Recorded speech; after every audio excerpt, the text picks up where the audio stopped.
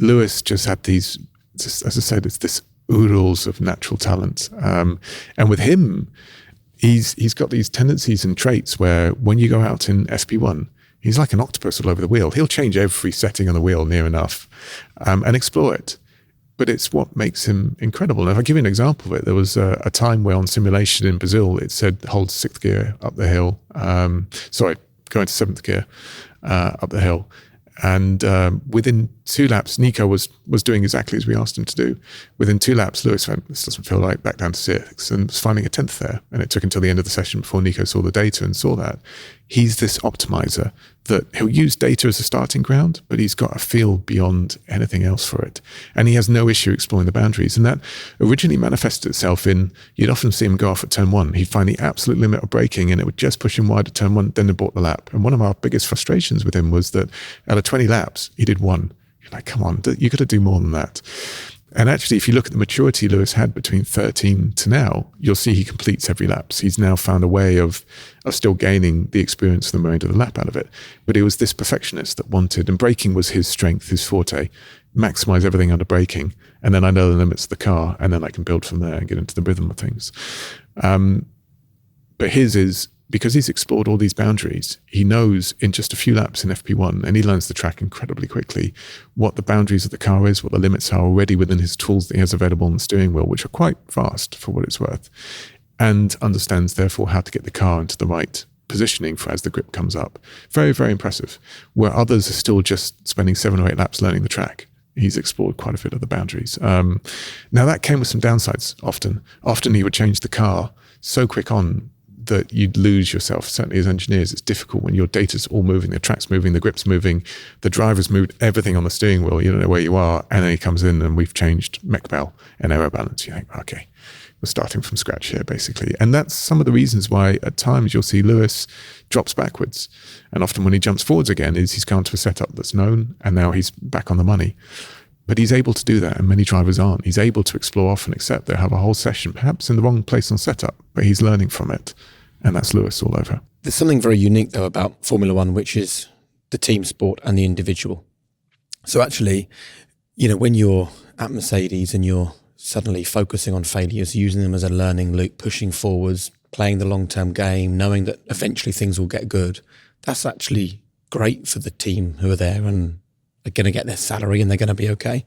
It's not so good if you're the driver and you're like, well, I'm only on a 1 or 2 year contract. I can't hang around. And it wasn't any old driver you were working with at Mercedes as well. Before Lewis Hamilton, it was Michael Schumacher, right? Yep. So I'm interested in how you give those messages to these driven, often quite ego-driven, self-centered, individualistic sportsmen that are playing the team game, but the driver's results is what really matters to them. You've probably hit the nail on the thing that makes me one of the most excited by Formula One, because I struggle to find another sport similar to this where it's a team sport, but it starts with beating your teammate. You don't beat your teammate, you're in question. And here's how it's built up. And you'll see this a lot with the messaging I've used here with regards to Logan, for example. The key behind it is that that's just one fight, but actually each individual contributes towards the success of the team, simple as that. Lewis, when he joined us, was, and still is today, the most, within my Mercedes career, the most naturally talented driver that I had worked with, including Michael. Just so much natural talent. The journey we took him on was, we'll win championships together. His mentality at the time when he joined was a brilliant one. I can see why he's successful, but I'm going to win every race at all costs. Doesn't matter what the cost is, I'm going to win that race and done. And if you speak to him today, it's migrated to, he accepts that the second places and the third places are how you win the championship, and building and working with a team on the days where you can't win the race will give you far more reward than pushing everyone away in order to win that single race out of it. How did you get him there, though? Because that was 20 years of learning that he brought to the team, which was about him winning races. So. Absolutely. It wasn't the journey of one individual or even Toto or myself or at the time Shove. I would also say Niki Lauda was a strong part of it as well, a strong-minded individual that had won multiple world champions, and I learned a tremendous amount from him. It starts with being open and honest with the drivers, just simple as that. All too often, we don't actually go to the real truth behind the matter and we skirt around it. They are, after all, in many regards, the best in the world at what they do. So it becomes difficult to have a direct conversation. And you'll see the way I am publicly, the way I am here, and the way I am would be off camera is exactly the same. It's open, honest, transparent. And it starts there.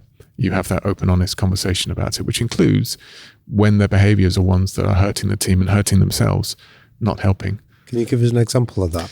The biggest thing that we got into with the drivers 2014, for example, was that both of them knew, both Nico and Lewis knew that it was one of those two winning the year. They knew, by the way, before we turned the first wheel in the first race. And so it took quite a while. But my role in this was I constructed a document that created some very clear how we are going to work with each other, how we're going to fight each other. Some, what at the time was called rules of engagement, changed later to another term that was less military, but racing intent. But irrespective, it was some really clear boundaries on this is how we're going to behave and this is how we're going to perform. And there was a lot to do. And it started with this, and it starts with an ethos that I believe in today, but the whole first page was about being a sportsman.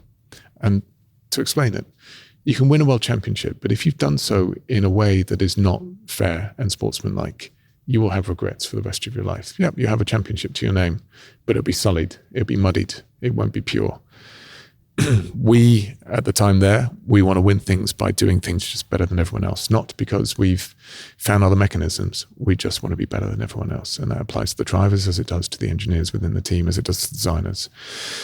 And it was very much bringing them on that journey and making sure they're aware that you can become the best sportsman in the world, which will create a legacy beyond many, many years. Or you can win a race by doing something that has perhaps forced or hurt or damaged your teammate. Which one do you want to go down? And it's a very simple choice when you present it to a sportsman. Ultimately, they want the one that creates a legacy in many years to come. Michael, incredible man, but still marred by 1997 in many regards. It stands out in everyone's mind. And we created the mindset that that's not how I want to be remembered. I want to be remembered that we were a dominant force working together. And between the two of you, within these rules, the fastest driver across 20 races will win. Not the fastest driver on a weekend, not the one that's done something that's maybe benefited them in the short term, the fastest driver on 20 races. And we'll construct it and make sure it's built that way. And we'll give you each equal opportunity. And they bought into it. And that created a good environment. It doesn't mean that in time we didn't have a breakdown. I mean, everyone will remember 2016 Barcelona. You're talking about when Lewis and Nico crashed into each other. Yeah, absolutely. Still sticks in my mind today because you're taking two elite sportsmen that were constrained within their boxes and just got frustrated. But actually, what you do at the time is you don't back off. You double down and go, this is how it's going to be.